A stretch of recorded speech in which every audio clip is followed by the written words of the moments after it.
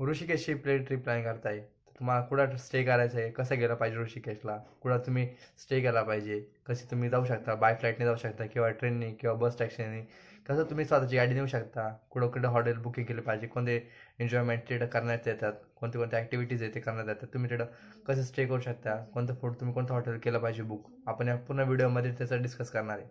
तर व्हिडिओ पूर्णपणे information video आहे, तर तुम्ही याच्यामध्ये तुम्ही लास्टपर्यंत राहा. तुम्हाला खूप हेल्पफुल करणार जर कशी तुम्ही ट्रिप प्लॅन करत असाल तर आपण याच्यामध्ये कोणते कोणते ठिकाण जिथे तुम्ही ते व्हिजिट केले पाहिजे. तर व्हिडिओला आपण न वेळ घालता पूर्णपणे स्टार्ट करतोय. तर माझं नाव हेमंत आहे. तर तुम्हाला हा पूर्ण व्हिडिओ खूप हेल्पफुल राहणार आहे.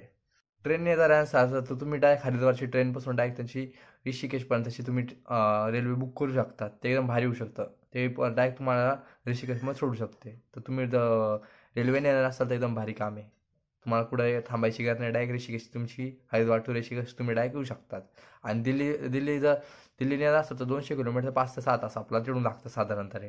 तर तुम्ही तिकडून दिल्लीवर निघाल तर 5-6 तासामध्ये स्वतःच्या गाडीमध्ये तर भरपूर चांगलं आहे. जर तुम्ही ट्रॅव्हल बसने येणार असाल तर तुम्हाला ते 3-4 तासामध्ये या 5-6 तासामध्ये तुम्ही ते डायरेक्ट प्रायव्हेट बसने येऊ शकतात. आणि स्वतःच्या याच्यामध्ये आले तर खूपच चांगलं आहे. तुम्ही सहज ऋषिकेशला फ्लाईटने यायचा प्रयत्न करू नका, कारण ते खूप डिस्टन्स पडतं आणि ते पण एक्सपेन्सिव्ह पडतं.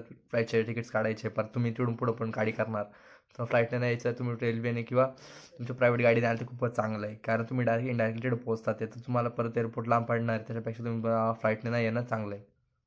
तर तुम्ही तुमच्या प्रायव्हेट गाडीने येत असाल तर तिथं पार्किंगचे जे चार्जेस आहेत ते पर डेचे आणि पर नाईटचे तिथे चार्जेस आहेत ते 100 रुपये तिकडे असू शकतात. ते नदीच्या काढाल तुम्ही तिथं तुमच्या तिथं ते पार्किंगची सुविधा केलेली, पण ते खूप कॉस्टली नाही आहे. एकदम सोपं आहे. तुम्ही तुमची गाडी जर पार्क करताल तर खूप दिवसाचा जर तुम्ही टूर प्लॅन करताल तर 4-5 दिवसाचा तर तुम्ही स्वतःची गाडी न आणतात ट्रेनने आले तर कधी पण योग्य आहे. तर कारण 100 रुपये चार्जेस झाले तरी 200-300 रुपये निघून जातात. तर 500-700 रुपये मला 4-5 दिवस लागून जाणार आहे कार पार्किंगचे.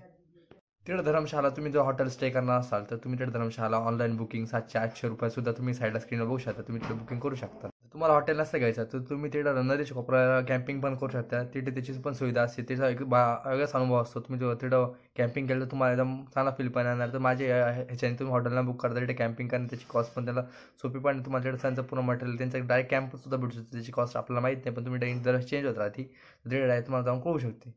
त्यांच्या वेबसाईटवर पण ते कळू शकते तुम्हाला. ऋषिकेशमध्ये जर तुम्ही गेले तर तिथे तुम्हाला पहिला जर एक्सपिरियन्स करायचा त्याचा तो रॅफ्टिंग आहे.